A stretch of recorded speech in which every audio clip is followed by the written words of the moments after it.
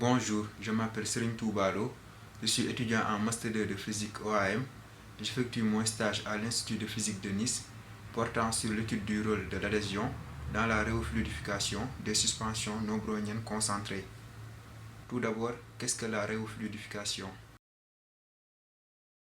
La réofluidification est un comportement non newtonien dans lequel la viscosité d'un fluide diminue avec la contrainte de cisaillement. Elle s'observe dans la plupart des suspensions, en particulier dans les suspensions non browniennes, qui sont constituées de particules dont la taille est suffisamment grande pour que le mouvement brownien puisse être négligé. La réofluidification est omniprésente dans les domaines de l'activité humaine. Dans l'industrie du béton, de l'agroalimentaire ou du cosmétique, sa prédiction permet une bonne formulation et un bon dimensionnement des matériaux. Cependant, elle peut constituer une catastrophe dans certains phénomènes naturels, tels que les coulées de boue, de la volcanique, etc. La recherche de ces 10 dernières années a montré que les propriétés d'écoulement de ces suspensions concentrées étaient essentiellement contrôlées par les forces entre particules. Donc la rhéologie des suspensions est contrôlée par les forces de contact entre particules.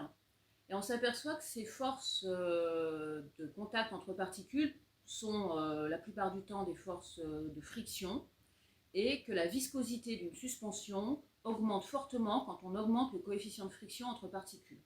Donc en particulier, nous avons pu montrer que le coefficient de friction entre particules diminuait quand on augmentait la force entre les particules. Nous avons pour cela réalisé des mesures en AFM.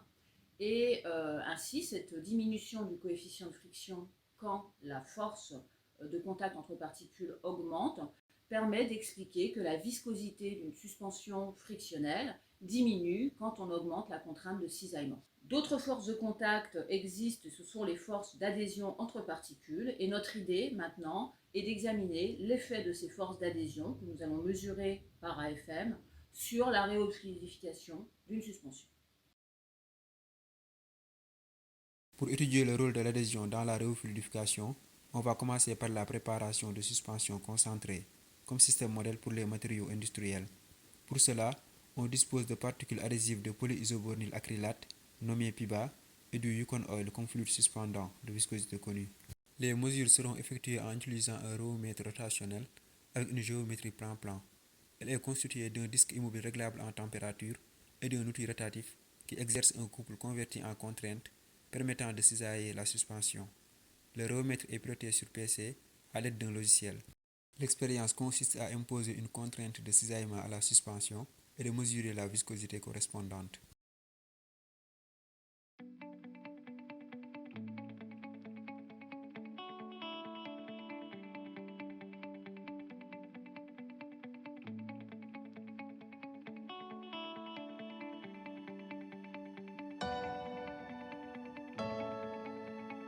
Pour commencer les mesures, placez l'échantillon au milieu du plateau et descendre l'outil rotatif.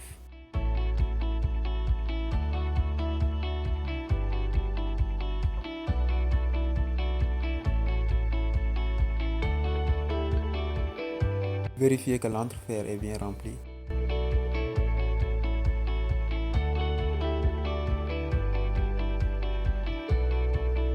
L'évolution de la viscosité est enregistrée au cours du temps à une température et une contrainte de cisaillement fixée.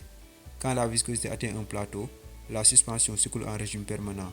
Pour exploiter cette courbe, notez la valeur de la viscosité et appliquez une autre contrainte. Afin d'exploiter les données expérimentales, on peut représenter les courbes d'écoulement de notre échantillon, donnant la variation de la viscosité en fonction de la contrainte. Ces courbes montrent une diminution de la viscosité avec la contrainte, synonyme d'une réofluidification. Cette dernière peut être interprétée en utilisant une approche de type milieu effectif. Dans cette approche, les suspensions concentrées étant constituées d'agrégats, on ne considère plus chaque particule isolée agissant avec les particules voisines, mais plutôt un agrégat dans son ensemble, formé de particules et du liquide interstitiel considéré comme solide. La fraction volumique de particules est ainsi remplacée par une fraction volumique effective. À faible contrainte, les forces d'adhésion dominent les forces hydrodynamiques induites par le cisaillement. Il y a formation d'agrégats. La fraction volumique effective augmente, conduisant à une augmentation de la viscosité. À grande contrainte, on casse les agrégats. Il n'y a plus d'adhésion entre particules. La fraction volumique effective diminue, conduisant à une diminution de la viscosité. Ces courbes montrent également une augmentation de la contrainte CI d'écoulement avec la fraction volumique, contrainte en dessous de laquelle la viscosité diverge. Maintenant que nous avons compris de manière préliminaire l'origine adhésive de la réofluidification en réométrie rotationnelle, quel est le lien quantitatif entre la force d'adhésion et la réofluidification? C'est ce que nous essayerons de caractériser en microscopie AFM afin de relier cette force d'adhésion à la rhéologie de ces suspensions concentrées.